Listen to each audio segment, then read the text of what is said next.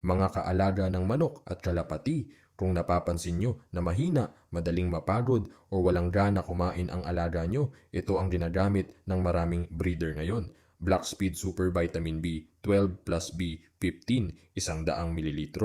Ito ay vitamin injection booster na may vitamin B12 at B15 na tumutulong para lumakas ang katawan, gumanda ang gana sa pagkain, tumaas ang stamina at energy, makatulong sa recovery kapag nanghihina ang alaga. Simple dosage, manok 0.3 hanggang 0.5 ml inject sa breast muscle, kalapati 0.2 hanggang 0.3 ml inject sa breast muscle.